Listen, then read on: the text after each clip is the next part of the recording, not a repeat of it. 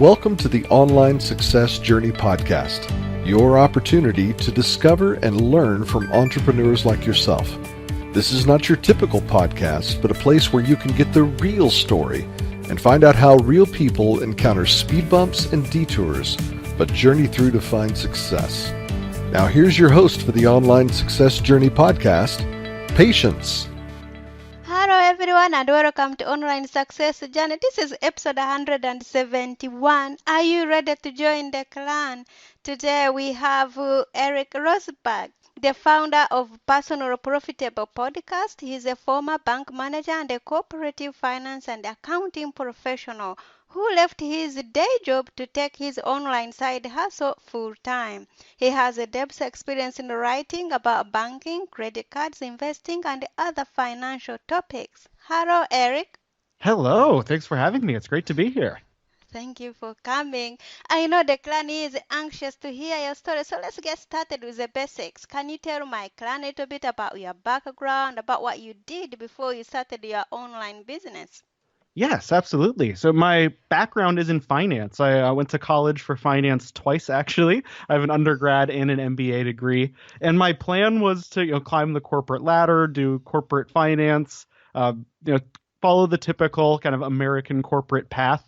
And I was on the way to do that. And my first job out of college was as a bank manager. And I learned so much about personal finance there as the person approving new loans. I was approving credit cards. I was running the tellers and customer service. So I learned everything I needed to run a bank. And while I decided that job wasn't perfect for me, when I left that job, I'd been reading all these different personal finance blogs. And a lot of them were stories about people who'd gotten into a lot of credit card debt or something similar and were blogging about their story getting out of debt. And I started thinking to myself, well, I graduated college debt free. I've never paid a penny of credit card interest. I used to be the guy who approved mortgages and opened up bank accounts. I should be the one blogging about personal finance. So almost 10 years ago, my blog actually turns 10 in October. I started Personal Profitability. It had a different name in the beginning because I didn't know anything about online marketing. It was narrowbridgefinance.blogspot.com. which I think that address still forwards to the right place. But that's how I got it all started. And it was just a little hobby. It was a little side hustle that I thought, oh, this could be fun. Maybe I'll make a few dollars. And I remember the first time I made enough money online to buy a beer. I was like, this is so cool. Like I just went to a bar and I had a drink from what I made online. But eventually that grew to a point it was paying all of my bar tabs, which in my 20s was something. And then eventually my rent and then my mortgage. And in 2015, I did $40,000 in revenue on the side. And at this point, I was living in Portland. And I started looking at some numbers and figured, wow, the average person in Portland makes about $40,000 a year. If I could do that in 10 to 20 hours a week, just imagine what would happen if I did this full time. So like any good, responsible dad with a 6-month-old daughter at home, I decided to quit my job, sell my house, and move somewhere more expensive. And that's where I am now. It's working great. What did your parents think about you leaving the banking world and just concentrating about this blog and just you having enough money to buy the beer and you're like, yeah, that is good, I'm quitting. Nobody started on that. Like, oh yeah, I've just bought my first grocery shopping, I'm quitting. Where are you going to buy the next one? It was about 8 years of hard work, and then my overnight success story showed up. So it wasn't until way down the road from buying a beer online, so I decided to quit the job. But my parents thought I was nuts. My mom eventually came around and was supportive, and she said, Eric, you've worked on all of these big projects before. You've always done well. I trust you. My dad still said I was nuts. It was actually not until I showed him one of my bank statements, said, look how much money I made last month, that he's like, okay, you made a good choice. Wow. In those 8 years, did you ever come to that, this is not going to work? Because 8 All years the time, people will be like, if you had friends and you discuss with them and saying, what are you doing? Well, I'm still doing that online thing. And they will be like, that online thing, we think you should leave it. It's not going to work. How did you feel? Did you have friends like that? Or maybe you had good ones? Well, most of my friends were supportive. A lot of them didn't get it. we're still in an era, even though the internet's been around decades, a lot of people still feel like online business is this kind of foreign thing. So when I was telling friends I was making money online, they were like, huh, that sounds kind of like a scam. And I'm like, no, it's not a scam. It's a business that I'm building. And there were definitely some ups and downs. Some of the bigger ups were all around community. So I've been involved in several great communities that have been very influential and even instrumental in me reaching the point I am now where I'm making over 10,000 a month. But it wasn't always that way. So I had to learn it somehow. There was a group called the Yakezzi, which there's still a website out there. It's a online personal finance blogging community. And I learned a lot there about advertising on websites. That's when I really started to make money online in the beginning. And then going to another conference called FinCon, which I'm actually headed to in just a couple of weeks. Going to that conference every year is where I learn more about freelancing and turning my online blog from a hobby into a business.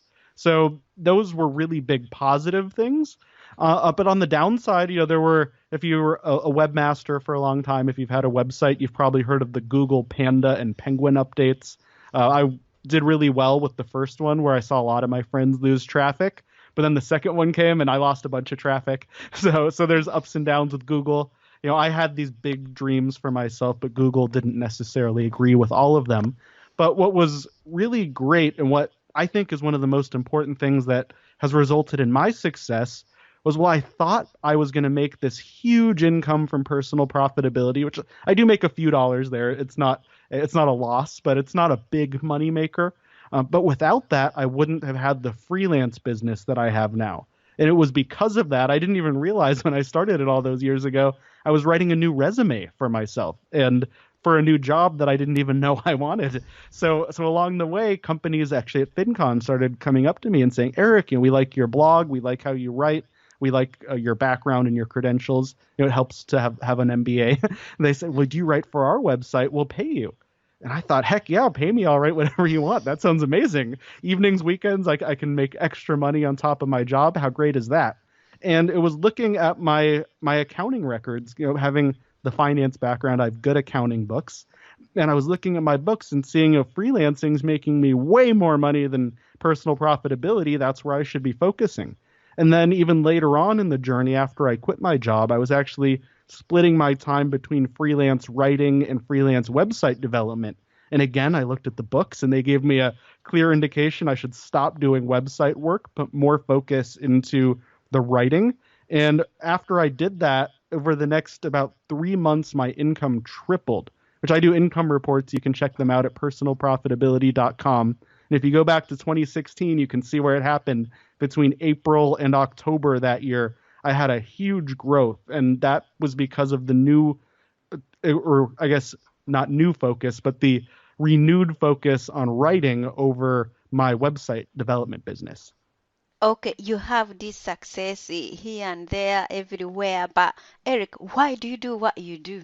I've always loved money. I mean, I know that sounds like a weird thing, not like Scrooge McDuck, like where I want to dive into a vault full of gold, because gold's really hard. I don't know how he figured that out in those cartoons, but I've always had an enjoyment of finance and financial related topics. And I think a lot of that actually comes from my family and how I grew up.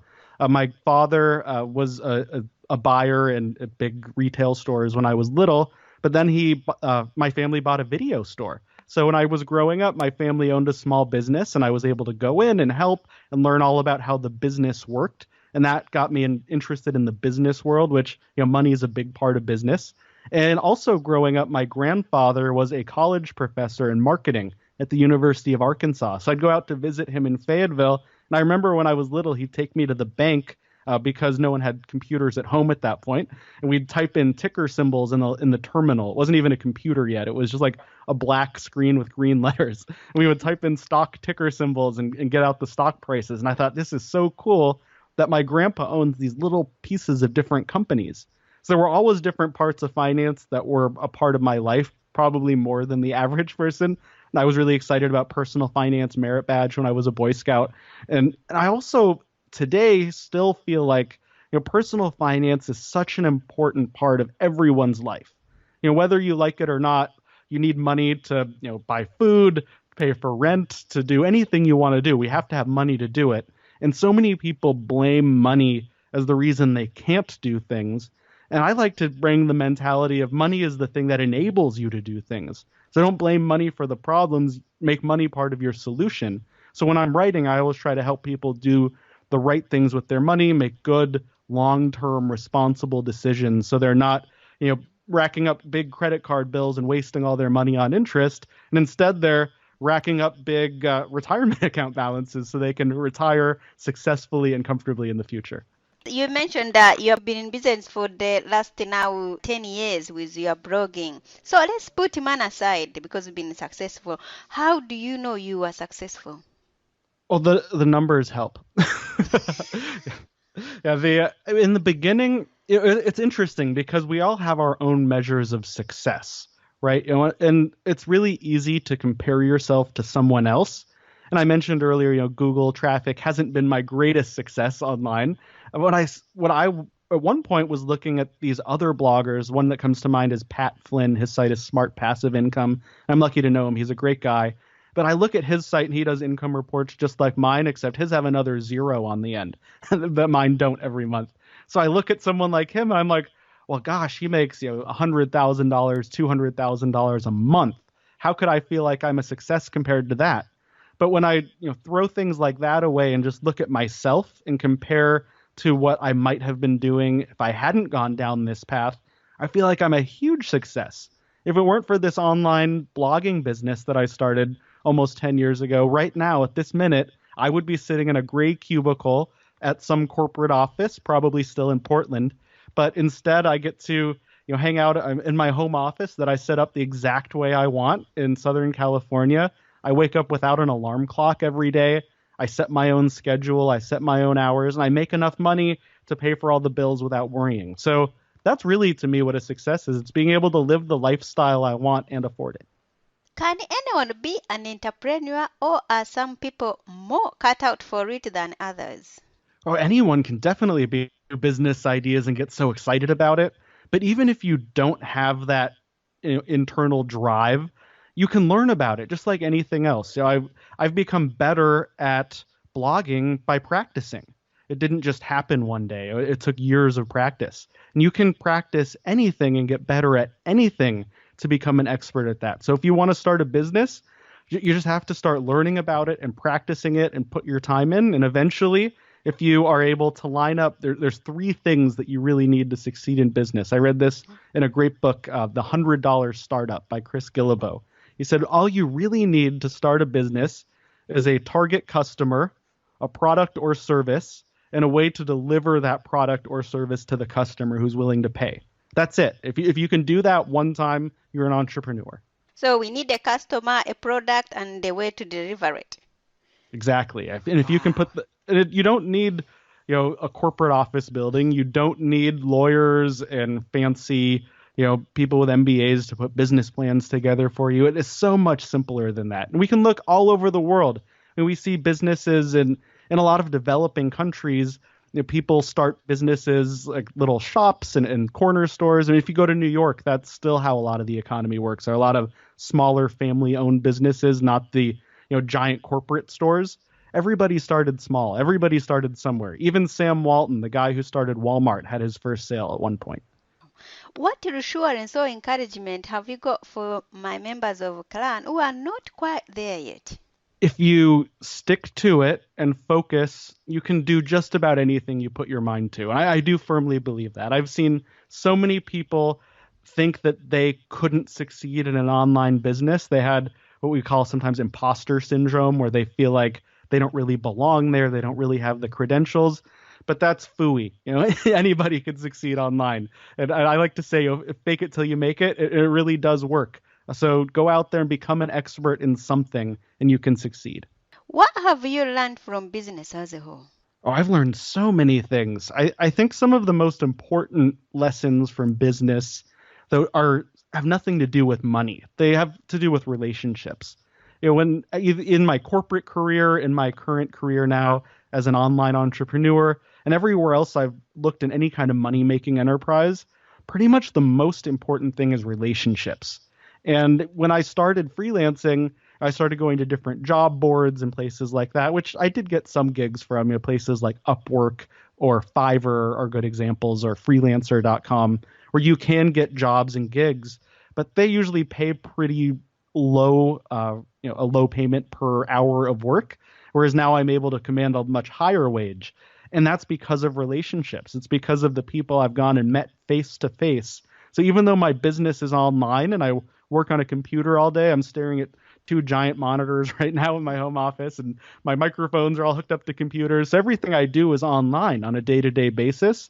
But so much of that has come from personal face-to-face relationships that I didn't even know that type of thing was happening before. So learning about that relationship side of how businesses work in any industry is so critical for success. What is the secret to creating a profitable online blog like yours or any online business? Make more than you spend. I know that's a short answer. But the truth is, for a lot of most blogs fail pretty quickly. If you go out there and search, there's millions and millions of blogs that someone started because they were really excited about one day, and then they start to post less and less and less, and eventually they stop. If you do that, you're not going to make money. It does take consistency. It takes a lot of time and a lot of effort. And even if you are able to make money from your own blog, keep in mind that doesn't have to be the only way you make money. For example, there's one of the greatest blogging teachers out there is Darren Rouse from ProBlogger. He's another great guy I've gotten to meet at some conferences. And Darren now, he's known as the ProBlogger. So you would think his blog is his primary income, and it is. But if you look, he makes money also creating courses and speaking and selling.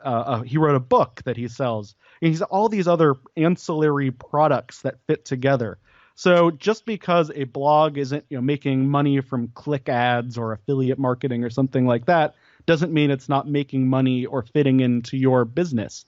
And even if you are more tepid getting into the entrepreneurship space and want to really focus on your primary day job or whatever career you've been building, a blog could even help you there. Because when someone hires you for a new job, what's the first thing they're going to do after they look at your resume? They're going to type your name into Google and they're going to see what comes up. And if you control what comes up by creating a blog with your name on it, so that's the first thing that comes up when they search for you, you can put your resume there, or put a portfolio of your best work there. There's so many things you can do with a website now that will benefit your main career, even if it isn't online. So don't discount blogs just because you don't make money really quick. It's definitely not a get-rich-quick scheme. But if you focus on it for the long term, the overhead, the costs to start a blog are very low. It's about $50 or $60 a year to get hosting and a domain name. So if you can make $65 a year online, you can have a profitable blog. What is one thing that has contributed to your success? I think education has been one thing that's contributed better than almost anything else to my success. And there's a lot of people out there, especially right now, I read a lot people saying, is college worth the cost? And college is so expensive these days, and student loans are so big, especially here in the U.S. College. I have a 2-year-old and a 6-month-old, or I guess now 9-month-old daughter, and I think when my 2-year-old is old enough to go to college, it's probably going to cost something like $500,000. But I know that I wouldn't be where I am today if it weren't for my education, and not just the credential of having, that piece of paper that says I went and got a graduate degree. It's the skills and knowledge I've learned along the way. If I hadn't spent 6 years learning all about finance, I couldn't write about finance all day and be the expert that I am. So education has been hugely important in my success. What is one thing no one knows about you? One thing no one knows about me. I don't know. I'm an open book. I tell people everything. I even tell people how much money I make on the internet. I don't know. Something a lot of people don't know about me. I'll do kind of a wacky one. I have been a nightclub DJ before. Actually, even part of the time I was a blogger. So I'm actually going to be on a stage in a few weeks for the first time in about 5 years, DJing at a conference with some friends. But once upon a time, you used to find me on the DJ decks under those big lights at a nightclub going boom, boom, boom, boom. It was not as profitable as blogging. Wow. That is something different. Okay. In your business, along the line, did you ever have a coach or a mentor? I've had a handful of mentors and people who I've looked up to that have been very helpful in my success. Before I started blogging, before I started my online business, when I was still focused on the corporate world, there was one person who I met. He was a VP level when I was a senior analyst level. And he kind of took me under his wing and taught me quite a bit about the corporate treasury and corporate finance world. And that was a great relationship. And as my online business has grown, I've connected to lots of great mentors. And actually, one thing that's been almost more helpful to me than a specific mentor has been mastermind groups, which are small groups of 4 to 8 online entrepreneurs are the types that I've been in, all helping each other try to succeed online. And having that hive mind of different friends and other business people who want to see me succeed, helping me solve my biggest problems, has led to dramatic improvements in how I operate online and how I look at my business. What is the most valuable thing you learned from those mentors or those mastermind group? I think the most valuable thing I've pulled away from those types of relationships is a better self-awareness of what I'm really good at and what I'm really bad at. And there are some things, in entrepreneurship, especially online entrepreneurship, where we work by ourselves a lot of the time, we get what you might call superhero syndrome. I think it was Chris Ducker who coined that one. He's another great online entrepreneur personality from his site's called Upreneur. But that Superman syndrome thing, or Superwoman syndrome, I don't want to exclude anybody, but if you get this thing where you feel like you have to do everything in your business, and if you don't do it, it's not going to be done right. And that's just simply not true. Like, there are some things that, yes, I will do better than anyone else, but there are a lot of things that I won't do better than anyone else, or someone could do just as well as me. So I was actually, in the beginning, I tried to do everything myself, and eventually I started bringing on other writers to help with my blog. I don't do that anymore. Now it's just me. But I do have a virtual assistant who helps with some of my social media. I have another editor for my own podcast, the Personal Profitability Podcast. So by outsourcing and bringing on other people who complement my skills, I've been able to get a lot more done in the same or less time. Wow. You mentioned the podcast. Why did you start podcasting? I started podcasting because it seemed interesting. It seemed like a way to blog with my voice. And it's such a great medium. It's such a great way to connect with people. I mean, as listeners here know, by listening to this show every time it comes out, it's like building a relationship with you. And there's very little more intimate on the internet than having someone in your earbuds, inviting them into your phone and listening to them and interacting with them. And I felt such a great connection and enjoyment from all the shows I was listening to. It just seemed like a natural extension for me to add that on to Personal Profitability. So it started as a blog, and then the podcast came on. And actually, lately I've also been working more on my YouTube channel to add video as well. So it's kind of the 3 legs of online media. Where do you see the future of podcasting? Oh, yes. So the future of podcasting, I think it's a great future ahead. Having just been at a podcasting conference, I might be a little pumped up on podcasts more than the average person, but it is such a groundbreaking and amazing way for people to connect and learn and interact. And if you look at how we watch TV, how video media has changed over time, like, we don't have cable TV or any subscriptions like that at home. We just have Netflix. And podcasts are like Netflix for the radio, but it's free for the most part. So instead of having to just, listen to some radio show when you're in your car or doing your commute or whatever, you can choose to listen to a specific show on demand at any time. And that is such a powerful way to reach people. And I've learned so much from podcasting. I think it's just going to keep on growing. Eventually, I think we're going to see podcast players in cars instead of radios and CD players. Okay, tell us more about your Personal Profitable Bootcamp. Yes, Personal Profitability Bootcamp is a week-long course that I created. It's free. There's no strings attached. You just go to personalprofitability.com/bootcamp to sign up. And you'll get an email every morning for a week with a link to a video designed to help you get started on your path to personal profitability. how can we get in connect with you? How can we find you? And what type of clientele do you work with? Yes, definitely. So the easiest way is to reach me. You can go to Personal Profitability and click on the contact page, or I'm at Twitter, Eric Profits. And if you want to work with me specifically, you can head to ericrosenberg.com. And I have listings of all the things I do there: speaking, writing, and consulting. Thank you. So, clan, there will be more from Eric in a moment. If you are listening on one of the many podcasting platforms rather than my website and you are encouraged by Eric's journey, go to onlinesuccessjourney.com for a bonus portion of the interview. The Online Success Journey is a wonderful membership community built for people searching for the path to success. We are one big clan and you can be part of this community for free. Once you have joined the clan, click on part 2 of Eric's journey or over 100 other journeys that are available and learn how you can find the right path for your own online success journey. That's a wrap, clan. Remember, success is a journey. Patience and Eric. This is not the end of the journey. We hope you've enjoyed listening to part 1 and want to be sure you know there is a second part to this and every journey podcast at onlinesuccessjourney.com, filled with even more success tips, uplifting stories, and even a bit of fun. There are dozens of episodes only available to the members of the Online Success Journey clan. Check out the website and click on Join the Clan for more information. Patience would like to thank you for listening to this podcast, and she has a free audio gift for you at her website. Go to onlinesuccessjourney.com for instant access to this gift. Of course, you know that listening to the journeys of others helps each of us chart our own path. So make sure you're subscribed to be notified as each new interview is posted.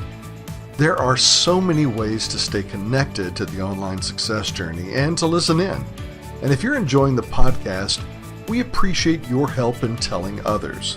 One of the best ways to share the benefit you get is to rate and review it at Stitcher and other sites by clicking the stars or completing the ratings form, by clicking thumbs up and leaving a comment on YouTube, or liking and sharing the podcast on social media.